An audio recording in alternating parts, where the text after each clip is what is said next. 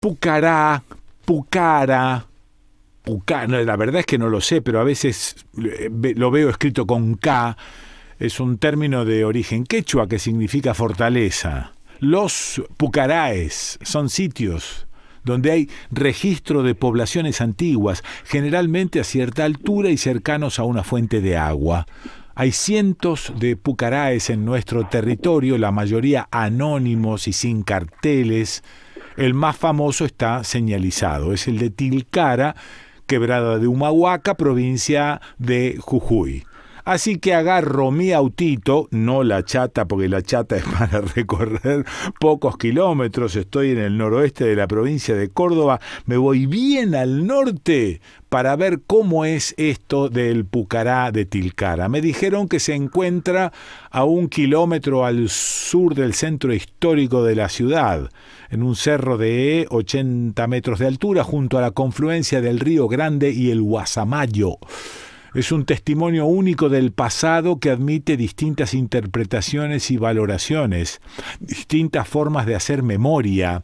Para las comunidades indígenas de la Quebrada se trata de un importante Antigal.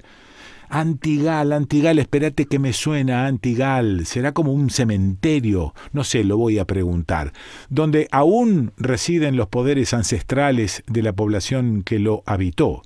Como sitio arqueológico es una fuente excepcional para el conocimiento de la historia a través de la investigación científica, además del interés histórico.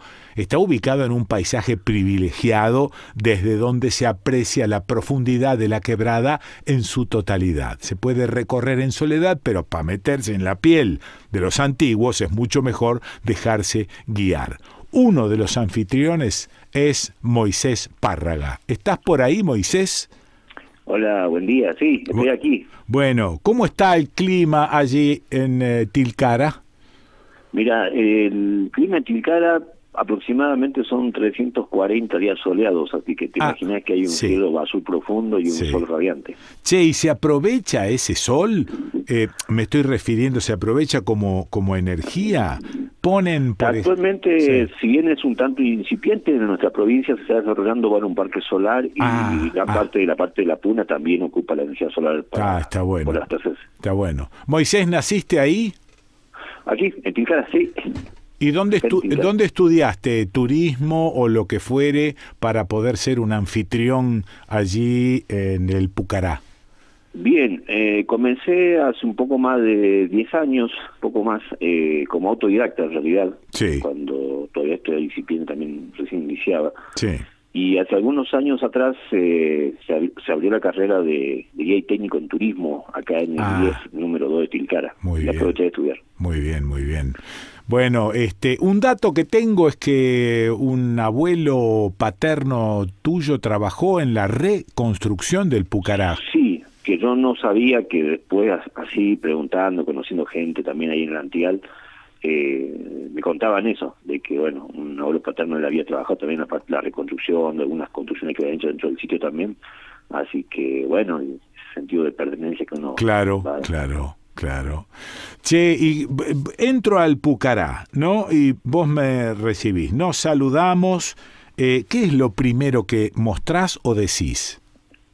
Bien, apenas, cuando ingresamos, las recomendaciones por el tema de la pandemia del COVID, que al principio, ahora se vieron como más generales. Sí. Pero después hablamos mucho de la preservación, la conservación, el cuidado que debe tener el sitio arqueológico y después, la significación de lo que es para nosotros el Pucará. Sí. ¿Y cuáles son esos cuidados, Moisés? Bueno, actualmente se busca, hay una delimitación de caminos para poder preservar el sitio, la permanencia que uno puede tener, digamos, en el sitio arqueológico también, que antes era un poco más restringida, que ahora con la apertura ya es mucho más amplia. Claro. Y después, esto de las duraciones, de cuánto el recorrido, siempre, se recomienda llevar agua, tener sondero, por el calor, porque es bastante intenso. Claro. ¿Y qué es lo que me contás sobre el Pucará? Porque yo llego a ese lugar y veo unas ruinas. Entonces digo, pero desconozco todo. ¿Qué es lo que primero me contás? Bien, el sitio arqueológico presenta 100 años de arqueología, de los primeros investigadores en 1908, Carambrosetti, De hecho, en el Museo Arqueológico que funciona cerca de la plaza del pueblo, frente a la plaza principal del pueblo, hay una biblioteca y hay 100 años de arqueología de muchos investigadores que han atravesado, tenido sus posturas, sus hipótesis. Sí. Entonces, no hay una sola mirada fija del lugar, si bien uno puede compartir más con una que con otra. Hay en la actualidad los arqueólogos actuales no han unificado un pensamiento completo del sitio, sino que hay algunas perspectivas. Dos son muy importantes. Sí. Una presentan al sitio como una fortificación, como una fortaleza, en algún momento una sequía entre el año 1000 y 1100, y la otra postura habla de las inundaciones que se dan cada 30 o 40 años acá en la parte baja de la quebrada, que han afectado a Tilcara hace 5 años la última inundación, y que eso habría obligado en algún momento a los pueblos antiguos a ir a vivir a lugares más altos, más elevados, con lo que le decimos hoy nosotros pucaras. Quiere decir que puede ser un asentamiento de emergencia. Podría haber sido o una fortificación ante posibles invasiones de otros pueblos en una época de sequía, hace 1000 años. Y la otra hipótesis establece esto, de que las inundaciones que se dan en Tilcara cada 30 o 40 años, que nos afectan hasta hoy inclusive, que de hecho en nuestro pueblo Tilcara se conoce como la capital arqueológica de la provincia de Jujuy, porque debajo de nuestro pueblo hay un pueblo más antiguo. Entonces, nuestros vecinos que viven cerca de la iglesia, hacia atrás, cavando 1,5 metros, 2 metros en profundidad, cuando se pusieron la cañería de gas o condiciones de crecimiento de algunas casas, se han encontrado con esos vestigios arqueológicos, que son muchas veces restos humanos, paredes, elementos de metal, de cerámica, y que son de un fechado mucho anterior a lo que es la ocupación del sitio del Pucará. Hace un rato dije la palabra Antigal. ¿Qué es un Antigal? Antigal es el lugar de los antiguos. Que desde mi parecer es un término que es muy nuestro y que identifica muy bien ese lugar, porque es el lugar de nuestros antepasados, nuestros antiguos. No, yo dije puede ser un cementerio, pero ¿el Pucará tiene un lugar donde enterraban a sus muertos? El Pucará, el sitio arqueológico tiene tumbas que se encontraban en las viviendas, en los patios, a los cuales que eso también nos habla mucho de la vinculación con los antepasados, que eso también ha trascendido a través del tiempo hasta la actualidad. Y tiene un lugar en común que los arqueólogos denominaron necrópolis, la ciudad de los muertos, que es un cementerio donde se han encontrado un centenar de cistas. Las cistas son unos pozos en la tierra de boca circular que están generalmente revestidos con piedras, y donde los antiguos introducían a sus muertos y los acompañaban con ofrendas, alimentos, bebidas, herramientas, instrumentos musicales, y que nos muestra que se dedicaba gran parte de lo que se producía a esos antiguos, pero que también tenía una vinculación constante. En el mundo andino la muerte no es el final, solamente la continuidad, y nos habla de esta vinculación tan fuerte que hay con los antepasados. Claro, Moisés, y la gente cuando entra y vos le vas contando algunas cosas, ¿se impresionan en general? ¿Les pasa desapercibido? ¿Lo miran como una curiosidad más? ¿Cómo reaccionan? Yo creo que lo que más impacta a la gente que nos visita, y que esto pasó todos estos años, es que cómo hemos podido preservar muchas de esas esencias, de esas tradiciones antiguas, de esas ceremonias, de esa vinculación con la tierra, con los ancestros, con la naturaleza, con todo lo que nos rodea en sí, y que hoy sigue siendo parte de esta esencia cultural, de nuestra identidad cultural. Entonces creo que eso provoca también mucha curiosidad, porque bueno, a través de la historia del Pucará, yo lo que hago generalmente es una comparación con la actualidad y vamos así contrastando una y otra, y eso es lo que siempre veo que a la gente le interesa y le gusta.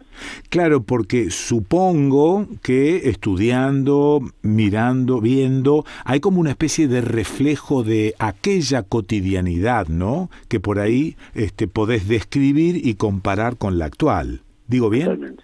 Sí.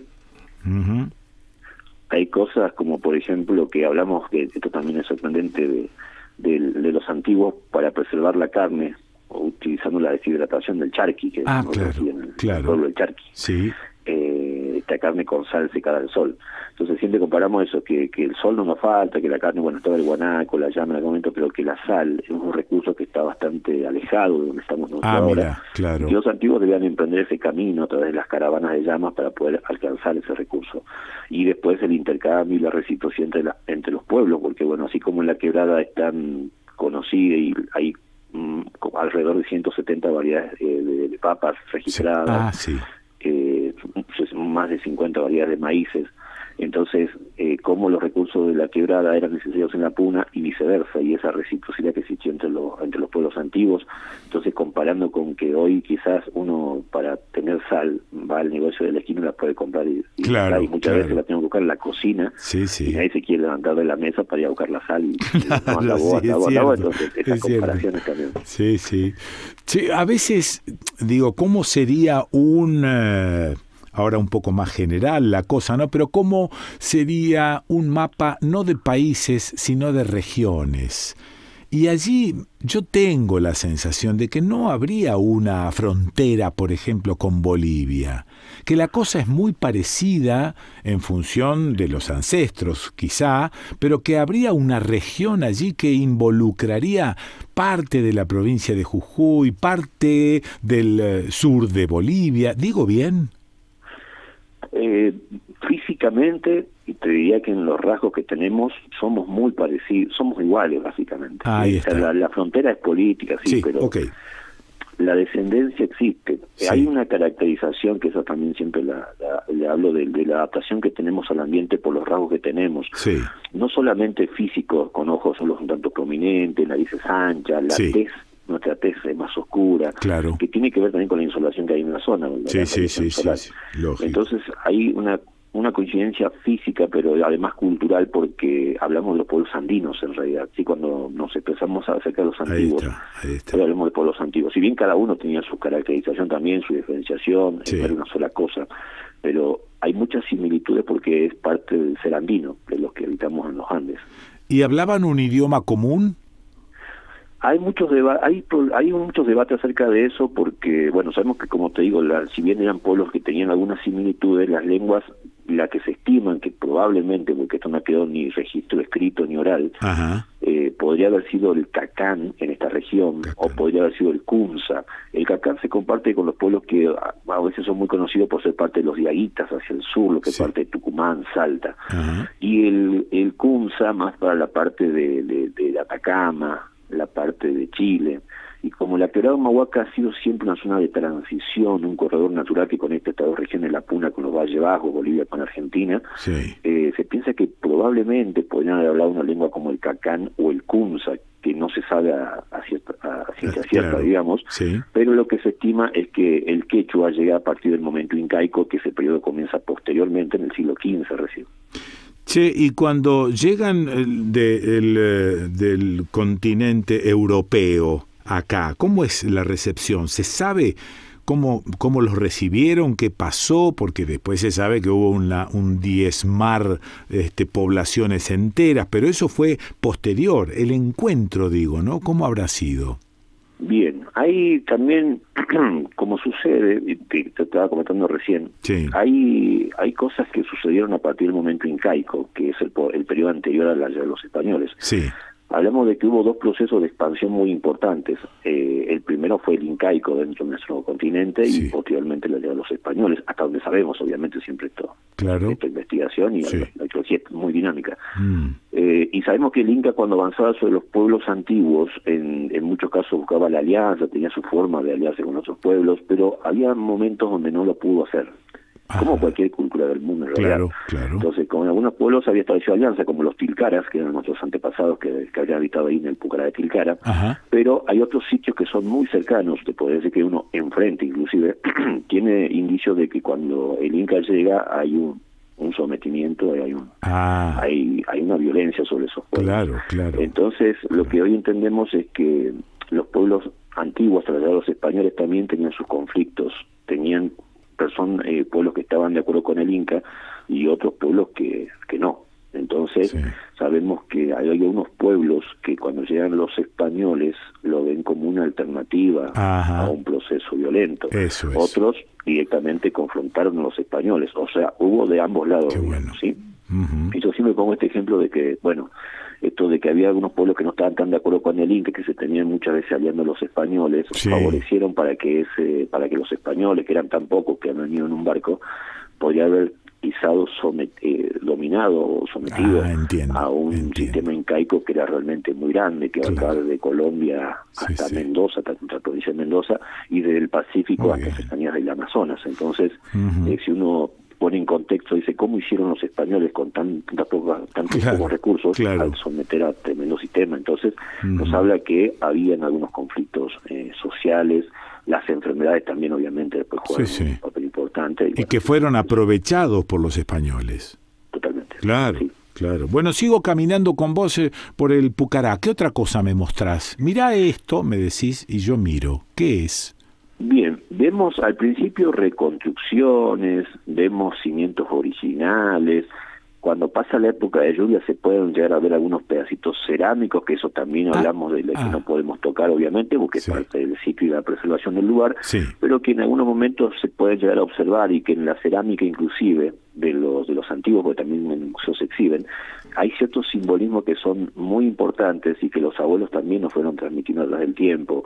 Las escamas de la serpiente, el sapo, el suri, el cóndor, el puma, bueno, animales que a través también del conocimiento de los antepasados nos fueron transmitiendo y que hoy también son parte de las manifestaciones culturales. Está bien, está bien. Y esa pirámide que veo allí, porque yo me la imagino, esa pirámide que veo allí, que no tiene nada que ver, ¿o sí tiene que ver? Tiene que ver con un contexto. A ver.